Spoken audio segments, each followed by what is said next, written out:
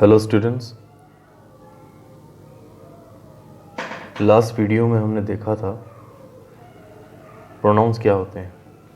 आज हम देखेंगे काइंड्स ऑफ प्रोनाउंस। ओके, तो there are 7 kinds of pronouns as you can see in your book, it is listed over here.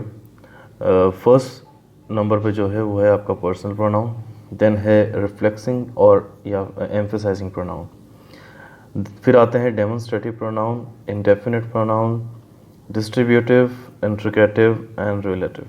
Okay, personal pronouns क्या होते हैं, चलो देखते हैं। पर्सनल प्रोनाउन को पर्सनल प्रोनाउन इसलिए कहा जाता है क्योंकि they stand for the 3 persons. ठीक है, जो इंग्लिश में 3 पर्सन्स हमने स्टडी किए हैं लास्ट सेशंस में, ये उनको जो है डिनोट करता है। वो 3 पर्सन क्या क्या होते हैं इंग्लिश में, उनको first person, second person and third person के नाम से ही जान सकते हैं, जैसे कि आप यहाँ देख सकते हैं, first person, second person and the third person. First person subjective जो होता है INV होता है, आप देख सकते हैं यहाँ। फर्स्ट पर्सन सब्जेक्टिव जो होगा वो I और V को माना जाएगा। First person objective me and us होते हैं, एंड रिलेटिव में माइन एंड आर्स आ जाते हैं। ठीक है, तो आपको पूछा जाए कि फर्स्ट पर्सन प्रोनाउन को आप लिस्ट कीजिए, तो आप इन सभी का नाम बता दें, है ना। फर्स्ट पर्सन प्रोनाउन क्या होते हैं? I, we, me, us, mine and ours. अब बात करते हैं सेकंड पर्सन प्रोनाउन की। ठीक है, दाउ एंड दी ओल्ड इंग्लिश के वर्ड हैं। ठीक है, आप ख्याल में रख लें, याद कर लें, बट ये जनरली यूज़ नहीं किए जाते आजकल ग्रामर में। ठीक है, यू एंड योर्स को हम यूज़ करते हैं। यू जो है सब्जेक्टिव भी यही होता है और ऑब्जेक्टिव भी यही होता है। ठीक है, रिलेटिव की जहाँ तक बात करते हैं तो योर्स हो जाता है। The person which refers to the person और थिंग स्पोकन ऑफ और कॉल्ड, ऐसे नाउन्स जिनके बारे में बात की जाती है वो थर्ड पर्सन प्रोनाउन होते हैं। ठीक है, फर्स्ट पर्सन कौन होते हैं? जो कि बोल रहा है या फिर जो बात कर रहा है। ठीक है, सेकंड पर्सन जिससे कि बात की जा रही है। थर्ड पर्सन होते हैं जिनके बारे में आप बात करते हैं। थर्ड पर्सन सब्जेक्टिव में ही और शी मेनली हम जो है, और इट को भी हम लेते हैं। इसका ऑब्जेक्टिव हो जाता है हिम या फिर हर। ठीक है, बाकी ये सब जो है इसमें रिलेटिव में आ जाते हैं। थर्ड पर्सन प्लूरल में दे एंड देम जो है, दे है सब्जेक्टिव हो जाएगा और देम जो है वो ऑब्जेक्टिव हो जाएगा, और देयर्स जो है वो भी रिलेटिव में आ जाएगा। अगर पूछा जाए थर्ड पर्सन प्रोनाउन को आप लिस्ट कीजिए, तो आप सीधे सीधे यहाँ से ये सब चीज़ें आप बता देंगे। देखिए, सॉरी वो वीडियो तो चला गया था। ठीक, तो जैसे कि हमने ये समझ लिया है कि पर्सनल प्रोनाउंस क्या होते हैं, तो अब इसकी जो एक्सरसाइज यहाँ पर आपको दी हुई है ये आपको सॉल्व करनी है खुद से, और व्हाट्सएप जो है वो करना है इसको लेकर के। ठीक है, लेट्स गो अहेड। फिर आते हैं हमारे पास रिफ्लेक्सिव एंड एम्फसाइजिंग प्रोनाउंस। ठीक है, देखिए, रिफ्लेक्सिव एंड एम्फसाइजिंग प्रोनाउंस। ठीक है, तो read the following sentences. I blame myself for it, we often talk to ourselves, you will hurt yourself, you will enjoy yourselves boys, he hanged himself, she put herself to trouble for nothing। इस तरह के example यहाँ पर दिए हुए हैं। कहने का मतलब ये है कि सब्जेक्ट को जो रिफ्लेक्ट कर दे या उसी को एम्फसाइज जो करे, वो प्रोनाउन आपके रिफ्लेक्सिव प्रोनाउन कहलाते हैं। ठीक है, the pronouns myself, ourself, myself, ourselves, yourself, yourselves, himself, herself, themselves, itself, इस तरह के जो प्रोनाउन होते हैं इन सेंटेंसेस ग्रुप्ड अंडर ए, है ना, behave like objects to the verbs. ठीक है, but they refer to the same person as the subjects of the verbs, such pronouns are called reflexive pronouns. ठीक है, होते ये कहने का मतलब ये है कि सेंटेंस में इनका यूज़ किया जा रहा है। तो बेसिकली ये जो प्रोनाउंस हैं जो कि आपको रेड कलर में हाईलाइटेड दिखेंगे, ये उस सेंटेंस में, पर्टिकुलर सेंटेंस में उसका ऑब्जेक्ट प्ले कर रहे हैं, ठीक है। लेकिन ऑब्जेक्ट होते हुए ये रिफ्लेक्ट कर रहे हैं अपने ही सब्जेक्ट को, तो इसी वजह से इनको रिफ्लेक्सिव प्रोनाउन कहा जाएगा, ठीक है।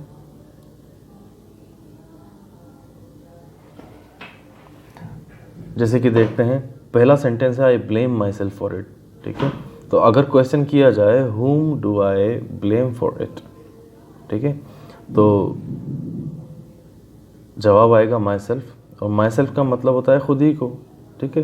तो माई सेल्फ जो है वो आई को ही रिफ्लेक्ट कर रहा है, तो इसी वजह से यहाँ पर माई सेल्फ जो होगा वो प्रोनाउन माना तो जाएगा, लेकिन रिफ्लेक्सिव प्रोनाउन माना जाएगा, ठीक है। Same the pronouns myself, ourself, yourself, himself, herself, themselves, etc. in sentences group under B, ठीक है। ये जो B ग्रुप आपको दिख रहा है यहाँ पर, ठीक है, are used with a noun और pronoun for the sake of emphasis, ठीक है। नाउन या प्रोनाउन के साथ इनको यूज़ किया गया है, ठीक है, इन पे एम्फेसिस डालने के लिए। They are therefore called emphasising pronouns, ठीक है। इसी वजह से इनको एम्फेसाइजिंग प्रोनाउंस कहा जाता है। तो इसमें आप फ़र्क देखें, रिफ्लेक्सिव प्रोनाउन क्या होगा, जो कि आप ग्रुप जो है ग्रुप ए में आप देख सकते हैं, सब्जेक्ट के बाद एक्शन होगा, एक्शन के बाद जो इसका ऑब्जेक्ट होगा, ऑब्जेक्ट अगर सब्जेक्ट को रिफ्लेक्ट कर रहा है then it is called reflexive pronoun, ठीक है। लेकिन जैसे कि हम ग्रुप बी में देख सकते हैं, हम सब्जेक्ट के बाद सीधे जो है माई सेल्फ का यूज़ किया है, ठीक है।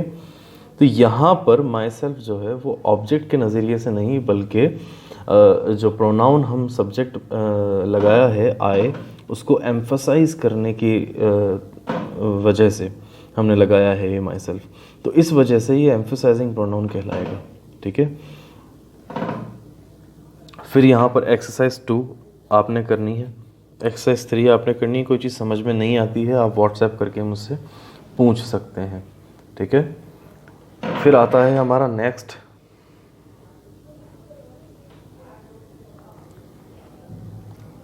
डेमोन्स्ट्रेटिव प्रोनाउंस, ठीक है। ये कौन से प्रोनाउन होते हैं, तो उसके लिए हम पहले सेंटेंस पढ़ के देख लेते हैं। This is my pencil, that is my house, such were his actual words, these are my books, those are your books.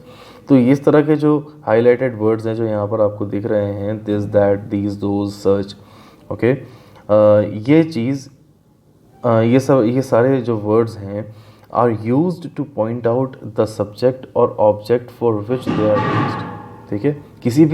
किसी भी ऑब्जेक्ट को या फिर एक से ज़्यादा ऑब्जेक्ट्स को एम्फसाइज करने के लिए, पॉइंट आउट करने के लिए ये वर्ड्स को यूज़ किया गया है। This and these refer to the things near at hand, जो हमारे पास में, नज़दीक में जो चीज़ रखी है उसके लिए हम दिस या दीज का यूज़ करते हैं।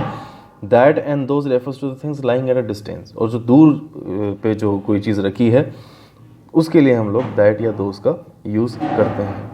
They are therefore called demonstrative pronouns, इसीलिए इनको डेमोन्स्ट्रेटिव प्रोनाउंस कहा जाता है, ठीक है। यहाँ पर कुछ एग्जाम्पल्स दिए हुए हैं, अपनी बुक में आप इसको पढ़िएगा और नोटबुक में भी इसको नोट डाउन कीजिएगा, ठीक है। एक्सरसाइजेस आपको करके देनी है। अब चलते हैं हम इंडेफिनिट प्रोनाउंस की ओर। इंडेफिनिट प्रोनाउंस क्या होते हैं सर? तो सबसे पहले जो सेंटेंसेस यहाँ दिए हैं, let's study that. All are not happy, many are poor, one can not believe it. फिर दिया हुआ है डू गुड टू अदर्स। फिर दिया हुआ है some are born great, few are rich, none but fools can believe it, ठीक है। तो ऊपर दिए गए सेंटेंस में अगर हम पढ़ें ध्यान से, तो प्रोनाउंस ऑल, सम, मे, फ्यू, वन, नन, अदर्स, इस तरह के जो प्रोनाउंस हैं रेफर टू द पर्सन और थिंग्स इन अ जनरल वे, ठीक है, एक जनरल वे में ये सब रेफर कर रहे हैं, ठीक है। जैसे कि मैं पढ़ता हूँ ऑल आर नॉट हैप्पी, मतलब कोई भी खुश नहीं है, ठीक है। मैनी आर पुअर, सब के सब पुअर हैं, कोई पर्टिकुलर पर्सन है ही नहीं। One can not believe it, one can not believe it मतलब कोई इसको विश्वास नहीं कर सकता इस पर, ठीक है। तो जनरल सेंटेंसेस बनाए गए हैं, कोई एक पर्टिकुलर सब्जेक्ट मेंशन नहीं किया गया। They do not refer to any particular person और थिंग, ठीक है। जैसा कि मैंने बताया कि उन्होंने इन सेंटेंसेस में कोई पर्टिकुलर पर्सन या चीज़ मेंशन नहीं की गई। इस तरह के जो प्रोनाउन होते हैं जो कि किसी भी पर्टिकुलर पर्सन या थिंग को रेफर ना करें बट जनरल वे में बात करने के लिए उनका यूज़ किया जाए, उन प्रोनाउंस को इंडेफिनिट प्रोनाउंस कहा जाता है जी, ठीक है। तो यहाँ पर यही एक्सरसाइज आपको दी हुई है, अपनी नोटबुक में आप इसको करें और करके मुझे दिखाएं व्हाट्सएप पर। फिर आता है डिस्ट्रीब्यूटिव प्रोनाउन आपका, ठीक है। ये क्या होते हैं? Let's read the example first. Each of the girls was given a rose, either of the two pens will do, neither of the statements is true. तो यहाँ पर हम देखें अगर highlighted words each, neither, either, ठीक है, यहाँ पर ये चॉइस बता रहे हैं। तो in the above sentence the pronouns each, either, neither refer to a number of persons और थिंग्स, ठीक है। किसी भी पर्सन के या थिंग के, चीज़ के नंबर्स को जो है रेफर कर रहे हैं ये। Such pronouns are called distributive pronouns. तो ऐसे प्रोनाउंस जो कि नंबर्स को, किसी भी चीज़ के या किसी इंसान के नंबर्स को डिनोट करते हैं, वो डिस्ट्रीब्यूटिव प्रोनाउंस कहलाते हैं। These pronouns are always singular and as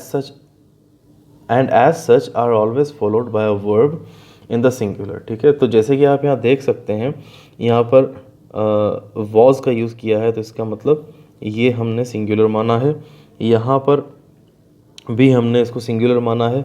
और neither of the statements is true, तो यहाँ पर हमने इज़ यूज़ किया है क्योंकि neither जो है वो सिंगुलर ही माना जाएगा, हम इसमें एस देखकर यहाँ पर आर नहीं लगा सकते, ठीक है। फिर यहाँ पर आपको एग्जाम्पल दिए हैं, इसको आप बुक में से स्टडी कीजिए, कुछ नहीं आता समझ तो उसको पूछिएगा, ठीक है।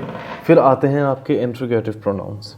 इंट्रोगेटिव प्रोनाउंस जैसे कि आप नाम से ही जान सकते हैं, इंट्रोगेटिव का मतलब होता है क्वेश्चन वाले, ऐसे प्रोनाउंस जो कि क्वेश्चन पूछते हों, ठीक है, इंट्रोगेट करते हों। Who made that noise, what is the matter, which is your book, whom do you want to see, और whose is this pen। इस तरह के सेंटेंस में आप देख सकते हैं कि हाईलाइटेड वर्ड्स जो हैं pronouns who, what, which, whom, whose are used for asking questions, ठीक है, इनको यूज़ किया गया है क्वेश्चन पूछने के लिए। तो इस तरह के जो प्रोनाउंस हैं जो कि क्वेश्चन पूछने के लिए यूज़ किए जाते हैं, उनको कहा जाता है इंट्रोगेटिव प्रोनाउंस, ठीक है। तो who, whom and whose are used for asking question about persons, जैसे कि यहाँ देख सकते हैं who, whom, whose, ये प्रोनाउंस किसी पर्सन के बारे में क्वेश्चन पूछने के लिए किए जाते हैं, ठीक है। what जो है वो यूज़ किया जाता है किसी चीज़ के बारे में पूछने के लिए, और which का यूज़ किया जाता है किसी पर्टिकुलर पर्सन या थिंग, एक चीज़ के बारे में सवाल करने के लिए, जैसे कि which is the cleverest boy here. यहाँ पर पर्टिकुलर में किसको देखना चाहता हूँ कि यहाँ पर क्लेवरेस्ट बॉय, सबसे चालाक जो लड़का है उसको देखना चाहता हूँ। तो who is the cleverest boy, which is the cleverest boy, तो ये पर्सन हो गया। Which is the best book, तो मैं पर्टिकुलर किसी बुक के बारे में जानना चाह रहा हूँ, इसीलिए मैंने विच का यूज़ किया।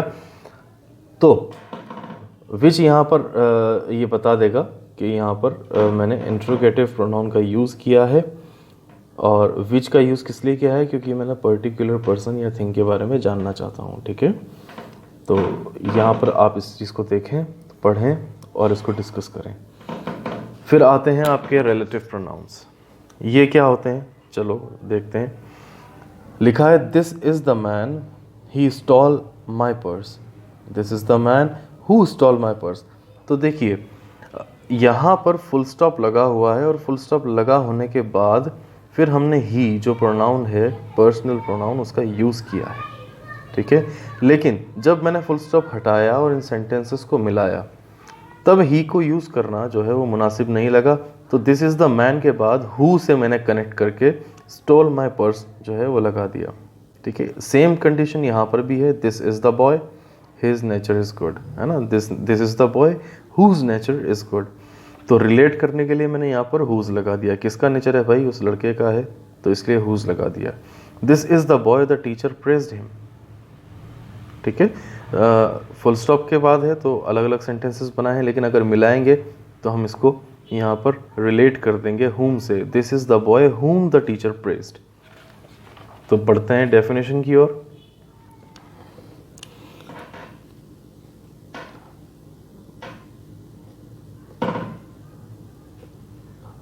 हु जो वर्ड है वो दो चीज़ों को ज्वाइन करता है, ठीक है। इट जॉइंस टू सेंटेंसेस, ये दो सेंटेंसेस को ज्वाइन करता है। It is also used for the noun, यानी कि किसी इंसान के लिए, दैट गोज बिफोर इट, है ना, जो कि इसके पहले आता है। हुज वो है, वो भी दो चीज़ें करता है। क्या करता है, इट जॉइंस टू सेंटेंसेस, वो दो सेंटेंसेस ज्वाइन करता है। और it is used for the noun boy that goes before it. तो यहाँ पर हम देख सकते हैं, एग्जाम्पल यहीं से दिया हुआ है ना, this is the man who stole my purse, ठीक है। तो हमने हु यहाँ पर यूज़ किया है, तो यहाँ पर जो हु है वो दो सेंटेंसेस को ज्वाइन कर रहा है, हुज जो है दो सेंटेंसेस को ज्वाइन कर रहा है, यही चीज़ यहाँ पर बताई हुई है, ठीक है। तो ऐसे sentences, the pronouns who, whom, whose, which या that which join two sentences and refer back to nouns going before them are called relative pronouns, ठीक है। ऐसे सेंटेंसेस जो कि दो सेंटेंसेस को ज्वाइन करते हैं और रेफर बैक टू नाउन्स, और उन नाउन्स को रेफर करते हैं जो कि उनसे पहले यूज़ किए गए हैं, उन्हीं को हम रिलेटिव प्रोनाउंस कहते हैं, ठीक है। एक्सरसाइज यहाँ दी हुई है, आपको ये सब एक्सरसाइजेस सॉल्व करके और अपना होमवर्क भेजना है, ठीक है। सो आज के लिए सिर्फ इतना ही, मिलते हैं अगली वीडियो में, तब तक के लिए bye bye and stay home, stay safe.